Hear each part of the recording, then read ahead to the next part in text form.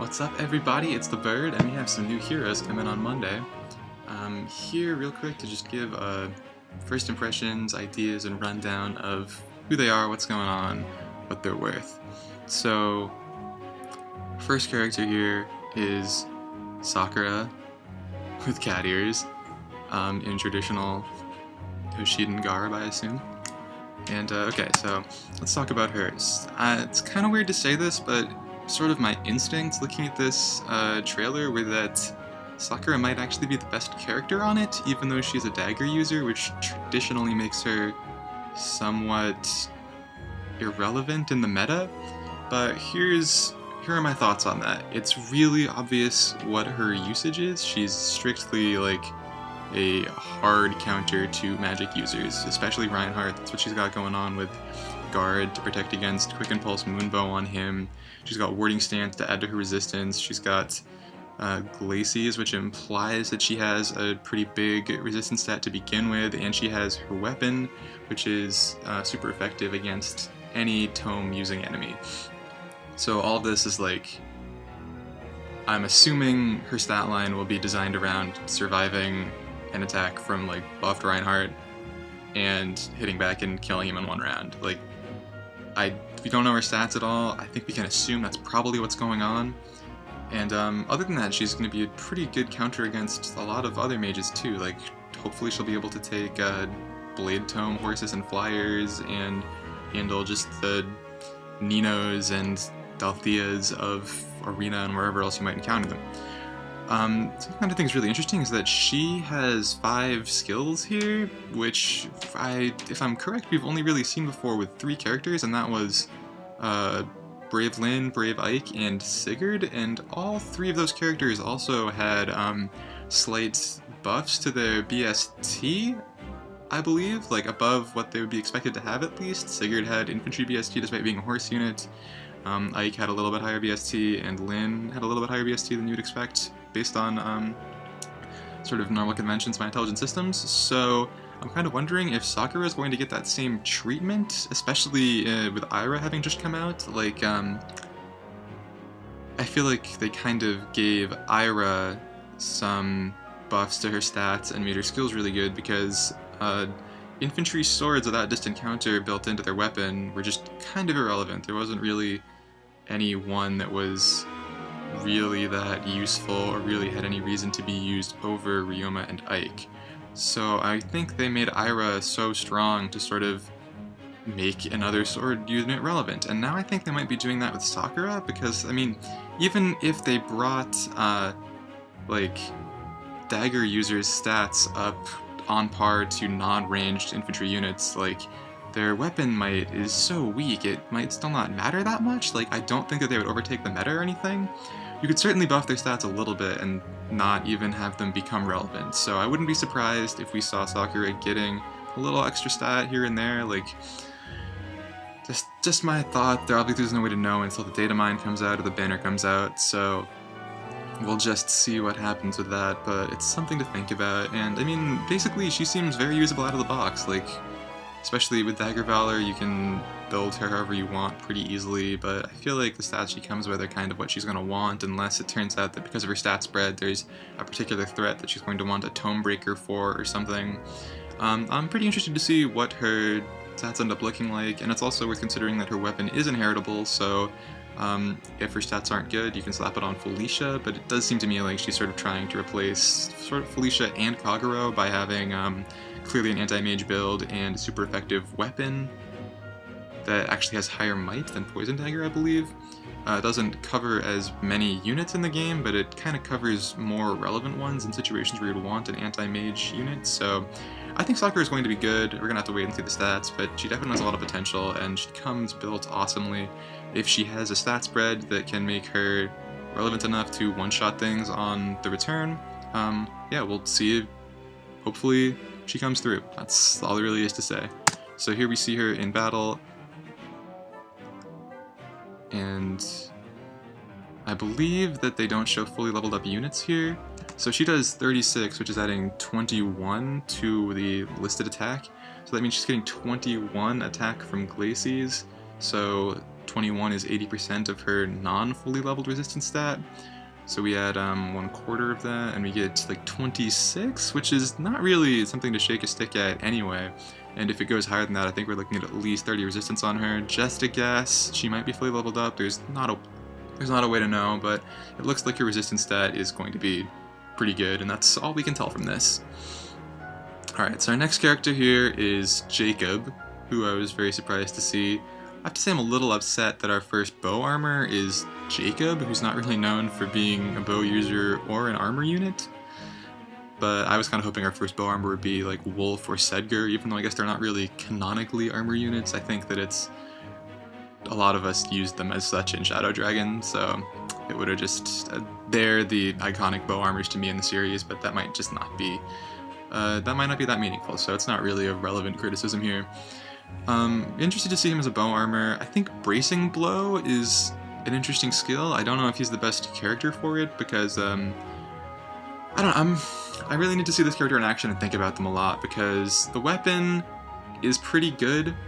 Has panic within 2 spaces on enemies after combat, and I think that means after combat whether initiated or not, so enemy or player phase, which makes him a useful anti-horse unit if you can position him right and he gets counterattack. Like, this is actually going to be a pretty good Brave Lyn counter, potentially, especially with Wary Fighter, but I'm just kind of wondering, like, is his mobility as an armor unit, and we can assume that he's an armor unit because he has Wary Fighter. I think it'd be... he doesn't look that much like an armor unit from his sprite, but it'd be really bold and weird, I think, if Intelligent Systems started... if they, like... so Wary Fighter is limited to only armor units, and if for some reason they gave him Wary Fighter as a non-armored unit, and he was just allowed to have it, that would set a bad precedent for the game, I think, so we can pretty much assume he's an armored unit. And, yeah, so based on that, like, it's gonna be hard to move him into position, really, to, like, really make the most of the effect of that weapon. I guess Armor March would make it a lot better, but I'm a little hesitant, especially with all the reposition shenanigans and stuff that go on, like, how easy is it going to be to set up the actual panic effect on the Horse Emblem and Fire Emblem teams that you're going to want to be using it against? We'll see. Ignis is probably going to be good for him. You might, well, it might be kind of hard to charge up with Wary Fighter, to be honest. So you might want to swap that out for Bonfire, or you might not want to give him Wary Fighter, you might want to give him Quick Riposte or something for better synergy with that. And for C-Slot, probably some sort of armor-specific ward, probably ward armor or something like that, if you're using with an armor team. If not, your choice. Yeah, we're gonna have to see the stats for this one. I'm not super excited about him, and I don't like that there's 2 colorless units on this banner. That I feel like the trend has taught me that probably means one of them is very desirable and one of them is a bit less desirable. I think, again, Sakura might be the desirable one, or Jacob might be the desirable one, and Sakura is just going to fall victim to the same problems that every other dagger unit has. But if nothing else, it's good to finally see a ranged armor unit. I think that's going to make Armor Emblem a lot harder to deal with, so it'll definitely have some impact on the metagame. And so he has Ignis, and he's about to let it go here, so he's 44 and deals 68, so that's 24 damage from Ignis, which means that his 1/4 of that is 6? No, yeah, 6, so he's got 30 defense right now, and that's not bad. Even if he is fully leveled, he might go a little bit higher than that, I think. Sorry if my math is off doing this live. But yeah, in the realm of at least 30 defense is not too bad, especially... we don't think we have really an archer that can compete with that right now. I think Gordon has pretty high defense, and that's about it. So it's going to be interesting to see how this character works out. Now, I'm also kind of upset that we're getting an armor mage, and right after we get Arvis, who is canonically an armor mage.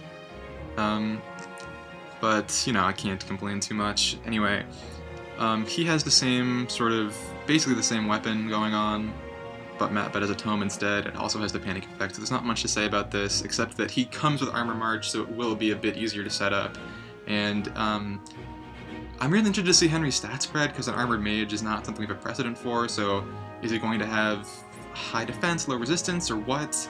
There's no way to tell, obviously. He has Reprisal, which suggests to me that he's going to have high HP, but he only has 31 in this battle, so it's tough to know. And maybe he's missing some, I can't tell, it's grayed out right now.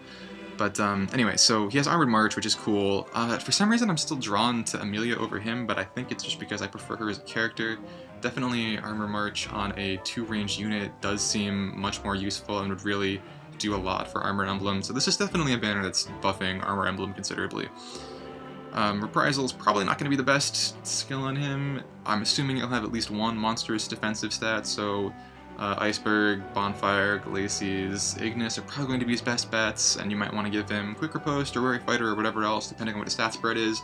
Again, this is a character that's kind of difficult to talk about without seeing the stats, because really there's no precedent for him, so it's really difficult to make predictions. Even Reprisal seems kind of misleading, because you could make predictions about the previous two because they had Glacies and Ignis, which sort of implies certain stat spreads for them, but Henry doesn't have that. So he does have Armor March, so it's nice to see Armor March becoming somewhat more available. It's nice to see 2-range armors to make them, again, a bit more relevant, maybe even more usable outside of strictly Armor Emblem teams. And it's kind of cool to see the bonus badges and shards skills coming back now that the Sacred Seal Forge has made them relevant again. But it's not really something that I think is going to be driving purchases. It should be the reason you're pulling on this banner. That's really all I have to say about Henry. I mean, interested to see the potential of Raven Tomes and Blade Tomes on him. I'm not really sure what's going to be the dominant build here, but definitely a character to keep an eye on, because I don't feel like he comes built the way you're going to want to run him, and I feel like there's going to be at least 2 or 3 pretty relevant builds on him. I'm not sure that keeping his tome is going to be ideal, whereas with Jacob it might actually be that. Obviously Brave is always an option for him, but I don't think you're going to want to keep Spectral Tome on Henry, but you know, anything could happen depending on his stat spread and what else comes in the game. So finally we're going to have yeah, he has full HP here, so maybe his HP isn't that high, or he's low level. It's really tough to tell with these characters, man. So finally we have Naui, who is the red flyer we've been waiting for. I wish we'd gotten a different character to fill this role, honestly, because I'm really tempted to pull for her, but I don't. The art doesn't make me comfortable. I'm not a big fan of Naui as a character. I mean, typically I lean towards the older characters than the newer characters anyway, but she just, something really uncomfortable about the whole art and presentation of her character to me, so not my favorite, not my favorite flavor-wise from this banner, but I do think that in terms of what she has, she's a really interesting character. There's something very interesting to be said about the way that she's coming with Hone Flyers. Sorry to everyone that's just got Hinoka. Looks like he got baited. But, so first things first, Grimoire is not plus, so it isn't inheritable, it is unique to her. And I think that that's very interesting, that she has a unique weapon with Flyer Formation built in, I think.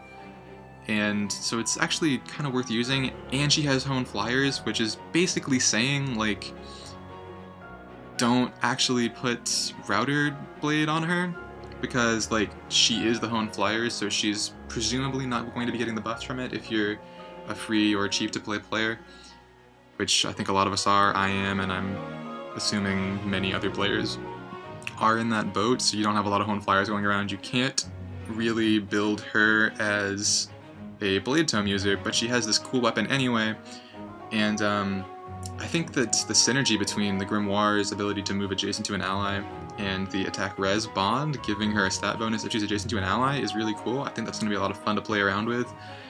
Definitely with this and the new Guidance Seal and other movement skills like this, you're going to be able to build some really fun team compositions. Unfortunately, if you're not doing a lot of 5-star sacrificing for skills, this means that the 2 characters that have a Flyer Formation skill are Naui and Alencia, who are both reds, so it's going to be a little bit tough to build around that. You're going to have to, I guess, use green and blue armor and infantry units along with them, or whatever else, or you can just, with Naui, I guess it makes sense to just go the full Flyer Emblem route. So she has Hone Flyers, you can put Alencia, and then 2 other Flyers, maybe Churchy or Minerva, and Walter, or Tana is an option. But I think that her set has really good synergy with itself, which is cool to see. And yeah, it's cool again that the Live for Bounty is coming back. I might end up trying to summon Naomi. We're gonna see. Yeah, I really want to see the stats for her too, because you can't guess a lot of them from this.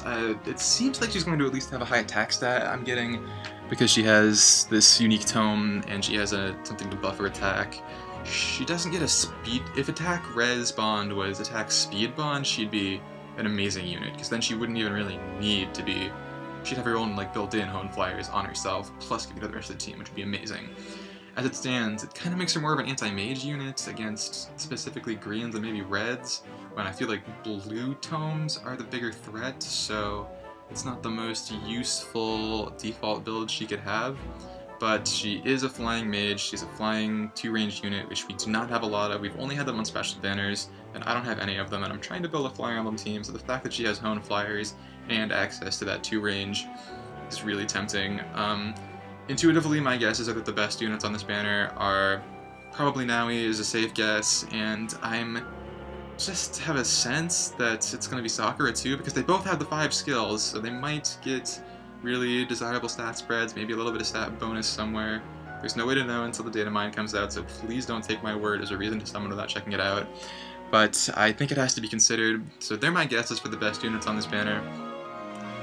But I'm really interested to see what people end up doing with the armor units, because again, they're the first ranged armors in the game, and there's a lot you can do with them.